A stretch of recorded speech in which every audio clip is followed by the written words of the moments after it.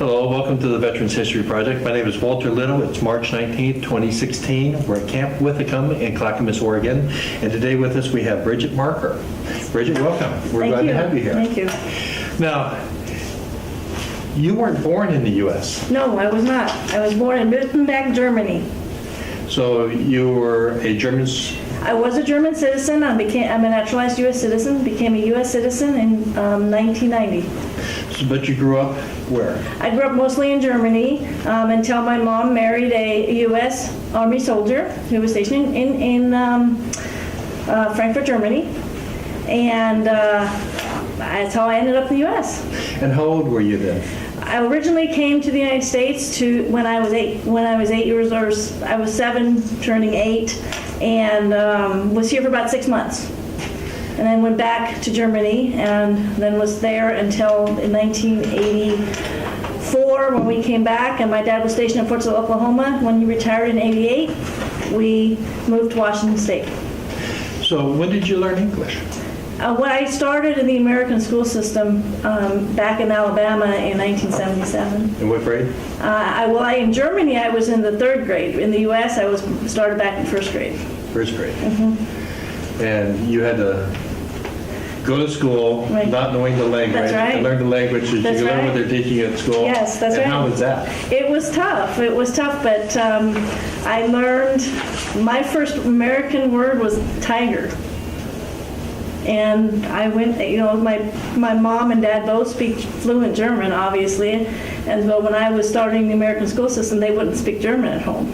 They only spoke English. They only spoke English. So you were forced to adapt. I was forced to adapt. And probably within about a week and a half, I was starting to get, I was pretty young still, and it goes pretty quick for kids to learn a new language. So by the time you got in 2nd grade, you were pretty much acclimatized then? Yeah, and then when I hit 3rd grade and I was going into 4th grade, they skipped me 4th grade right into 5th grade because I had made that much progress. And where'd you go to high school? 2 places. I went to high school at MacArthur High School in Lawton, Oklahoma, and then when my dad retired, we moved to Washington. I graduated from Moses Lake High School in Washington. And how did you go about getting into the military and why? Well, when I graduated from high school and I went to college, and I graduated from college and I just really wasn't going anywhere. I really wanted my stepdad was a retired Army, my grandfather was retired Air Force. I really just wanted to do something, but I wasn't joining the Army. I was not joining the Army. I had served 12 years with the Army. I was not serving anymore. So, but I also wanted to learn how to save people's lives. So I happened to one day in my high school counseling office see a brochure on the United States Coast Guard. So I thought, well, and I played with the idea for a while. I went off to university in Washington State and really didn't like, the university setting. I wasn't getting where I wanted to go, so I decided I had to make a drastic change.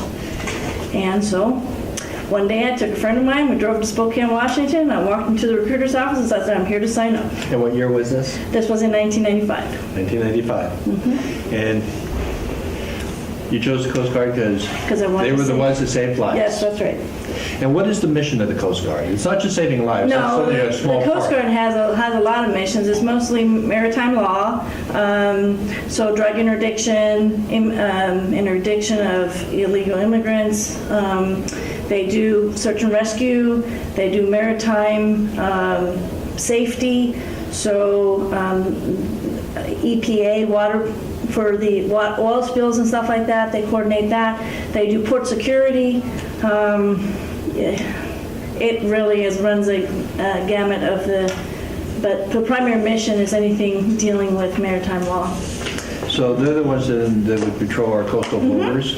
That's right, and I served on the Oregon coast, and our mission at the Oregon coast stations I was at were search and rescue. Our primary mission was search and rescue and drug interdiction. So what would your MOS have been?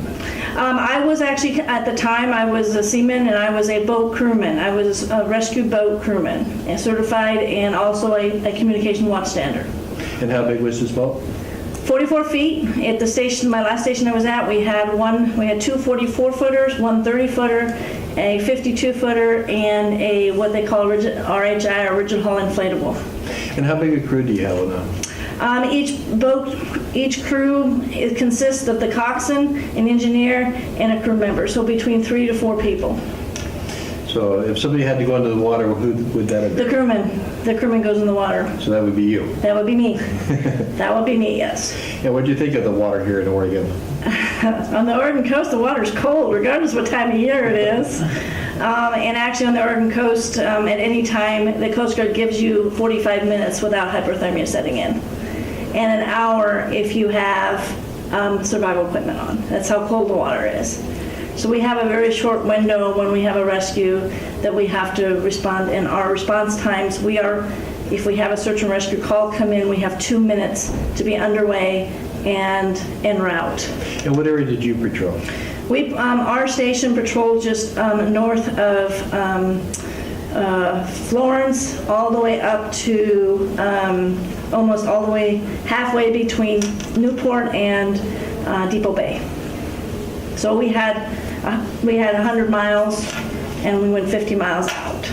50 miles out, that's quite a ways. Mm-hmm. So where were you based in?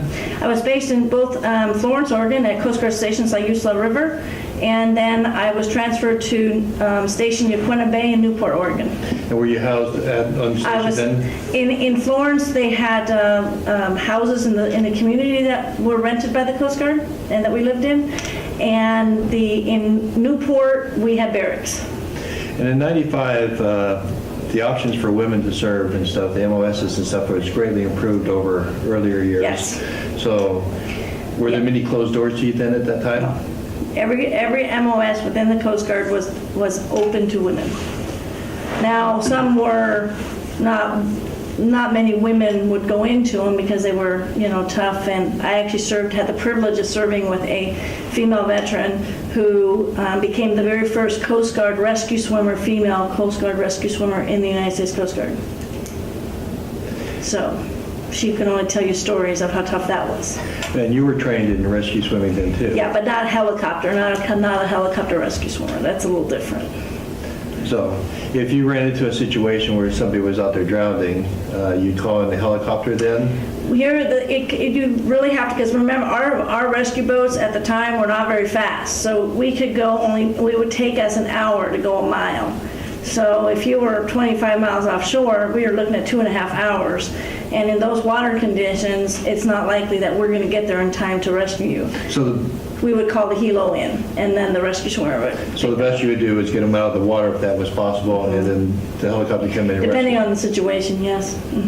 We'd always usually activate the helo regardless if it was outside more than a few miles off of the shore, because we knew that we had limitations that we could not. Now, we did a lot of tows for disabled vessels. We had a few capsize, fishing vessels. But by the time we usually get a call, by the time we get out there, the boat sunk. And so we're doing a body recovery mostly, unless they were lucky enough to be picked up by a passing vessel. They were able to get out and SOS saying that we're in trouble, we need help, this is our location. We monitor our radios 24 hours a day. The distress channel is monitored 24 hours a day. If we get one, we can get out there in time, but anything like that, we're always launching to helo, always, because they can get there so much faster than we can. So your primary mission in the 44-footer was rescue, search? Surf rescue, yeah. Normally, the 44s and the 30-footer were right close to shore surf rescues if we had people that got, turned over in the bar or turned over in the surf, or people got sucked out from the beach or fell off the jetties that they weren't supposed to be on. Those kind of things. That's what our rescues our 44s mostly did tows, but when it came to actually pulling people out of the water, it was close to shore because the helo just could get out a lot faster than we can. So. Now, was your boat armed? No. So you didn't do any kind of interdictions of vehicles or vessels coming in? No, our vessels were not set up for that. They could be, but they weren't. Not the ones I was served on. We don't. Now, Florida, when you're talking about more drug interdiction, you're talking about Florida, and, we did have some in our area, but not anywhere the level that they do on the East Coast and Their vessels are. So you'd call somebody else in then if Yeah. it was an issue? Well, we actually did a few drug interdictions in Newport, but they were mostly run by the, DEA and or Coast Guard Investigations Unit. We didn't actually do the interdiction. We just were monitoring, and then we would call if a Pacific vessel came in that we were supposed to be watching out for. If it came in, we would call, and then they would take it over from there. What was life like on your base, your station, where you're stationed? Well, in Florence, it was a lot rougher. I was only the second female ever at that station, and so it was a real tough. That's where I got injured. I had really not a lot of support. I got, it was 2.5 months between injury and treatment, and nearly paralyzed me. Well, how were you injured? And during that rescue that our crewmen fell on board, what had happened is, like I said, we were going out to do a bar report where we get the weather and the wave conditions and stuff on the bar. And the bar is where the ocean meets a river. So that connection point is considered the bar. And during what they call an ebb, which where the water is running out of the bay and into the ocean, when the ocean meets the bay, water gets a tendency to get more, the waves get higher, they get more dangerous and that kind of thing. Well, that particular day we had a very high ebb, and it was running at a 6, and that's very fast. So it's like literally watching a creek, water running out of a creek really fast. And so when we got close to the bar, he saw how choppy and how high the waves were, and he's like, conditions aren't right, we're not, this is a training, this is not an actual rescue, we're not going to injure anyone, so he canceled it. And the bar had also what they call surfman conditions required, so our coxswain on board was not surfman qualified.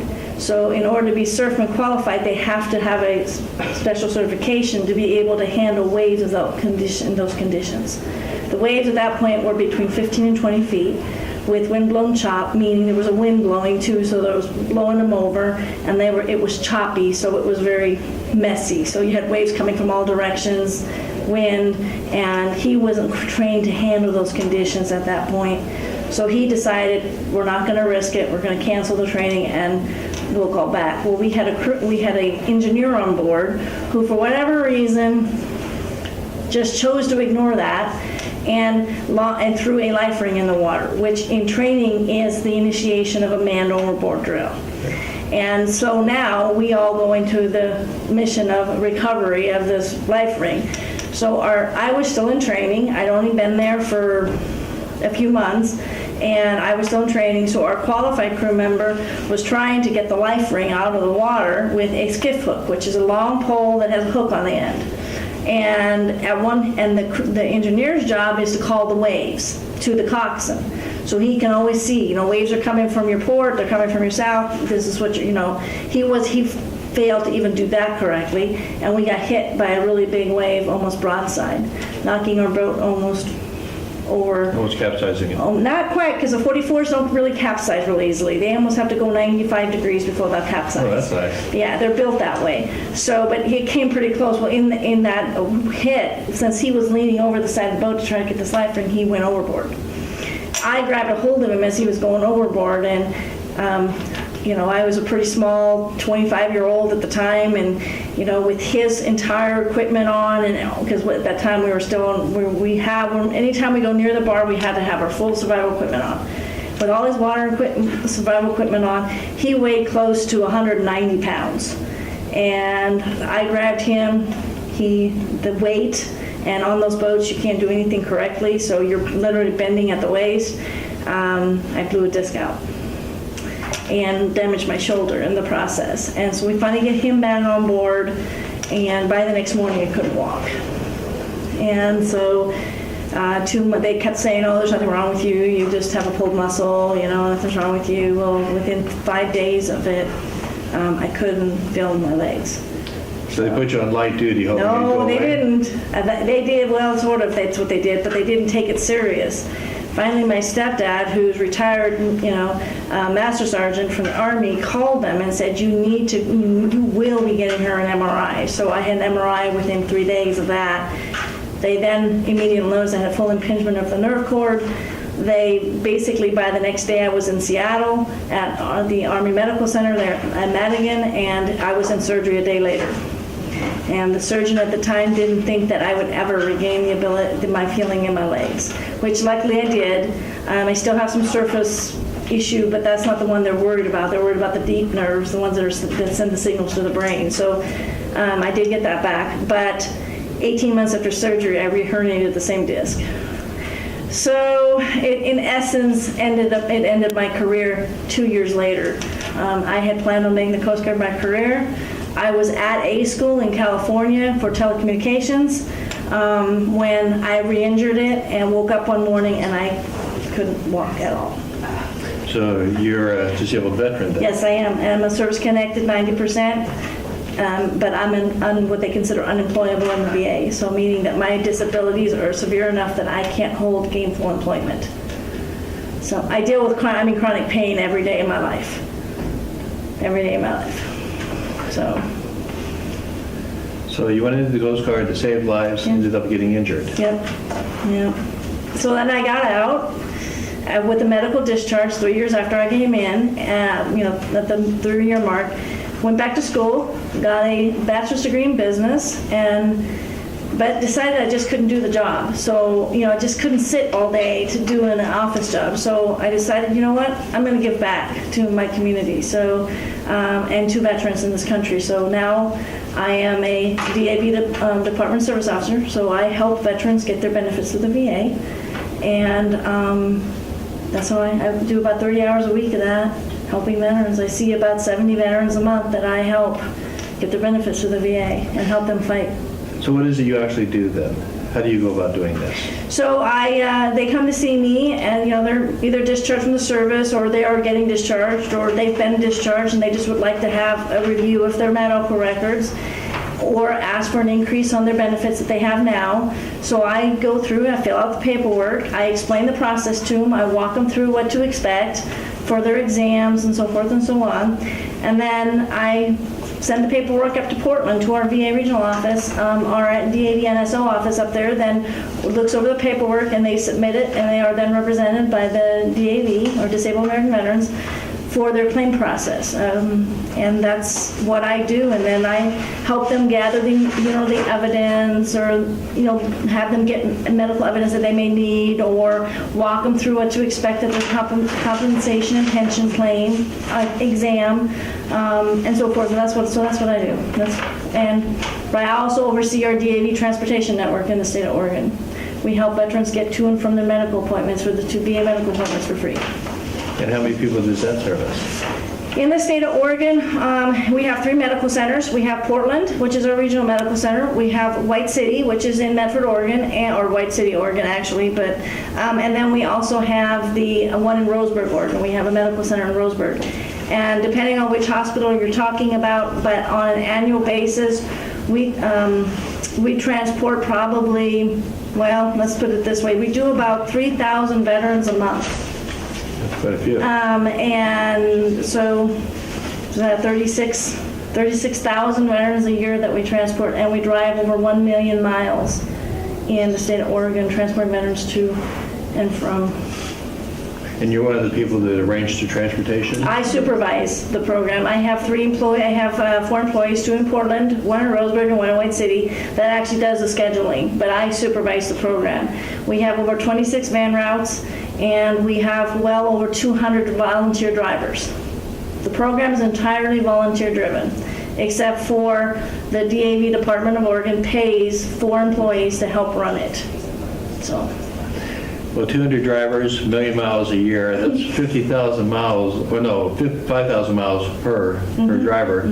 It's quite a bit of driving. It is, and we have some very dedicated drivers. We definitely couldn't do it without them. And we save the VA, in essence, over $1 million a year. How so? Because the program, the way the DAV program works is DAV donates the vans. We buy them, the Department of Oregon buys them. We donate them to the VA. So they're free to the VA. And they don't have to pay any employees to drive them. They're all volunteers. So and when the veterans ride the van, they don't get reimbursed for travel.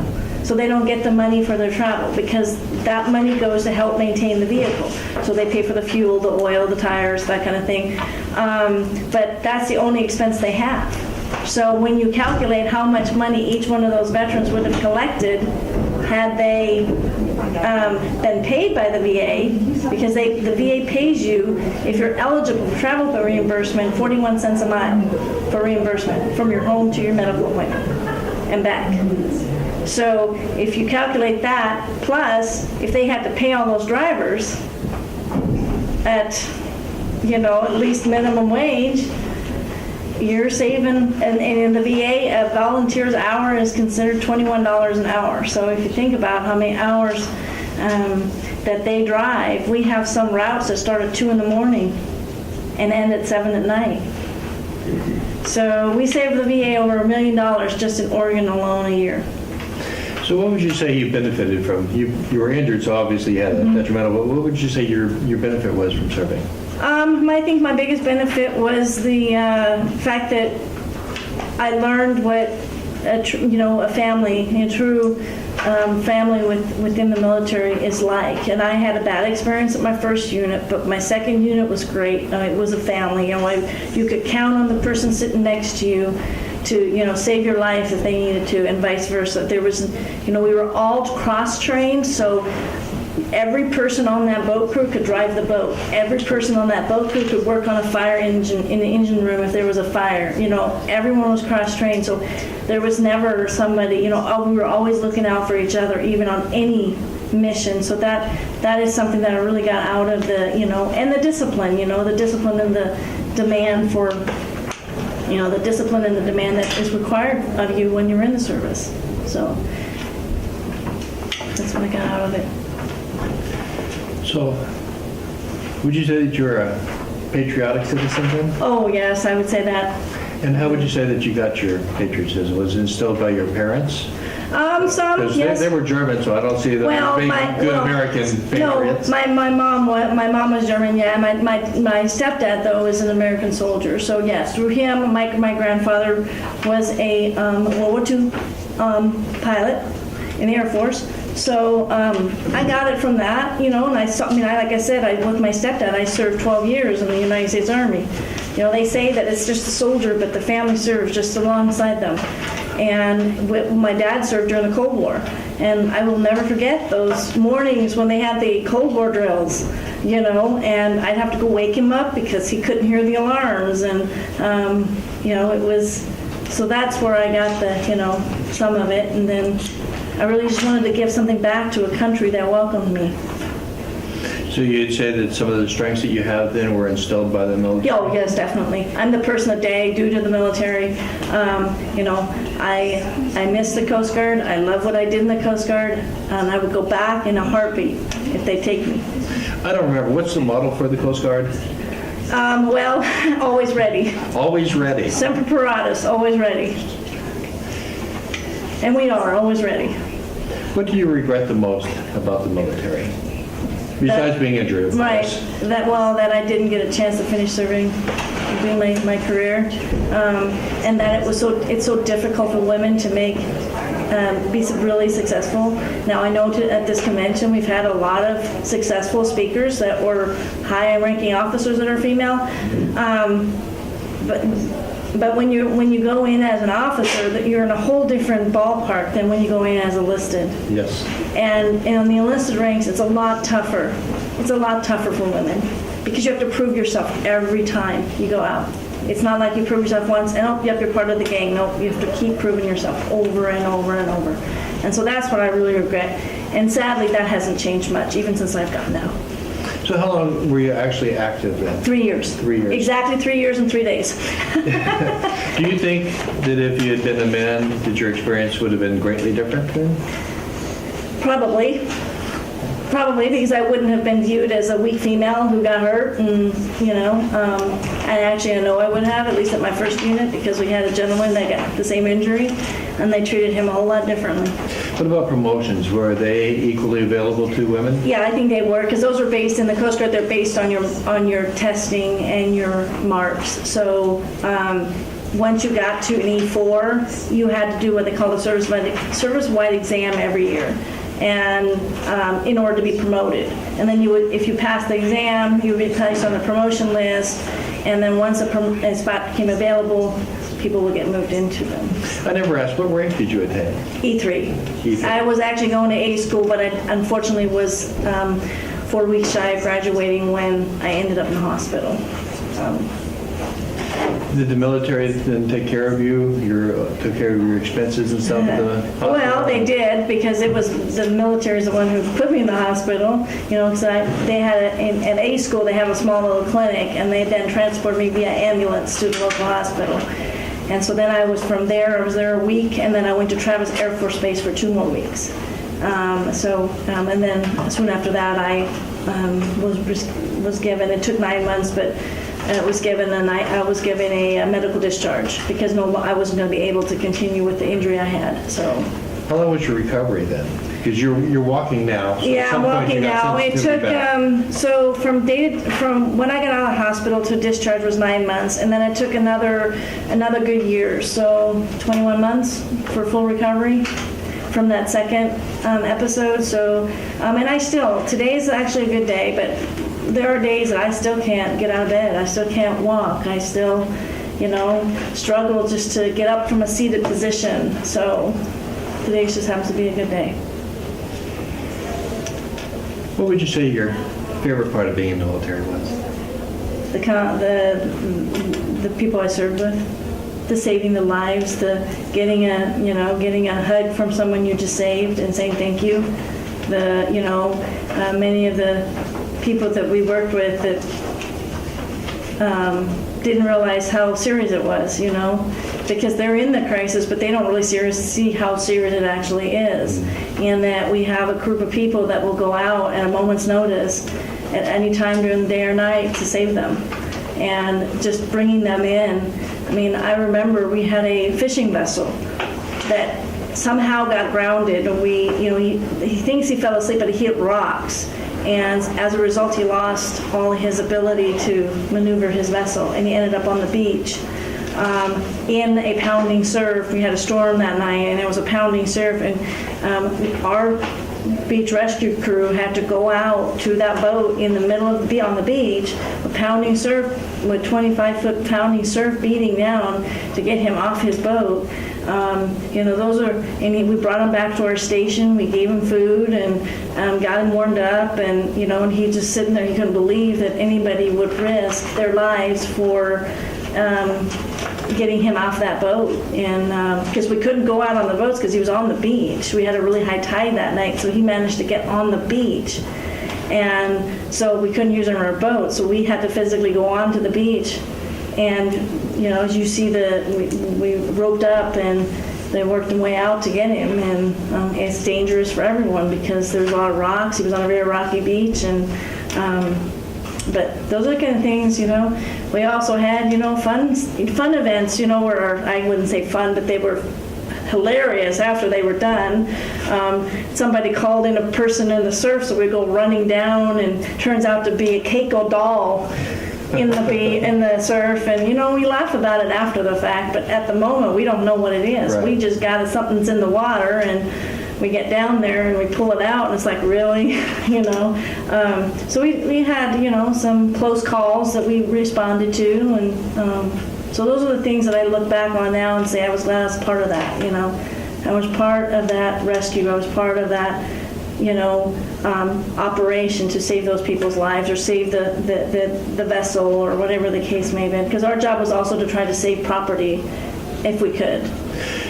You weren't in combat, but you were in a position where you were required to risk your lives for the benefits of others. Yep.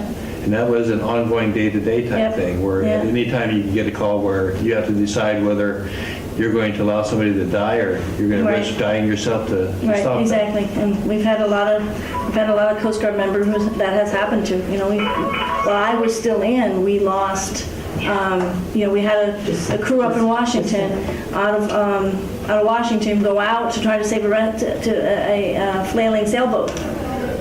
And the crew never made it out to the sailboat. They got capsized, and all but one died during the rescue. The storm was horrible. That I'll never forget the phone call, because we received the phone call at our station in Newport, and I happened to be on communications watch that night, that they lost communications with one of their 44s. And immediately they started a search, and within a few hours they had recovered all the bodies. And the one person who survived had only been out of boot camp for 2 weeks or a month maybe, and they had put him down in the forward survivor cabin and told him to stay down there. No matter what happened, stay down there. Because he had no training. He'd only been there a few weeks, so he had no training. So they just stuck him down there. And he survived because of where he was on the boat. Everyone else that was on topside that was secured in with their belts failed. When the boat rolled, they rolled 3 times. So when they rolled, on the second pass of the roll, it ripped the belts that they were secured to the boats with, and they drowned from the concussion of the. Not all of your time was spent at sea, though, was it? Mine mostly, because of my injury, was mostly on land. Yeah. But before you were injured, what were your responsibilities on land? Well, communication. So even as a qualified crew member, you still have to do communication watches. So at the small boat station, everybody does that, except for the higher, obviously the person in charge doesn't, but everyone else chips in to help with all the other duties that are at the station. So is that basically listening to boats and stuff out at sea, and monitoring to see if there's any taking phone calls? maydays? Yep, exactly. Any of the maydays, the phone calls, when our boats are out for training, whenever you have to monitor their positions every 30 minutes. Our helos, when we are doing helo operations with the helos, we would take what they would call their radio guard, meaning that we would also be listening for any transmissions for the helo, so they could focus on the training of the helo, and we would also have required to get their position. So if every 30 minutes while the vessels are out or in our area, we maintain their guard and we maintain their position at all times. So it gets pretty hectic during a case when you're running. You have 2 vessels out, you've got a search crew on the beach, you've got a helo in the air, and you're responsible for that entire crew. So it gets very hectic. And plus, you have to actually map the positions on a chart. Sorry, not a map, a chart. And for every 30 minutes, you put a position on that chart, so you always know where those vessels are at all times. So were you one of the entities that would help with triangulation to help the helicopter get to the right spot and stuff? Well, most of by the time I was coming out, you were starting to get the GPS, and you were still using some Loran at the time, but GPS was starting to come in. So if we had a position, we would just give it to the helo, and they would just plug it into their autopilot, so they could guide them there. But if there was a search pattern started, then yes, we tracked it and worked with the boats in the helo to find whatever we were looking for. And the helo would then, if it had to be expanded, if the searcher had to be expanded, the helo would take over the search of the operations. We would still track it in the office, but they would take over the search patterns, because it's easier when you're out there to do it than when you're in an office sitting behind a desk. Well, Brigitte, is there anything else you'd like to share with us? No, I think I covered everything. Well, I'd like to thank you that You bet. you come into Germany to You bet. help us on our coast. Oh, keep it safe, and for your it's- service. thank you. For your sacrifice. Thank you so much. You have a very nice day. And that's it for us on the Veterans History Project. Thank you for joining us.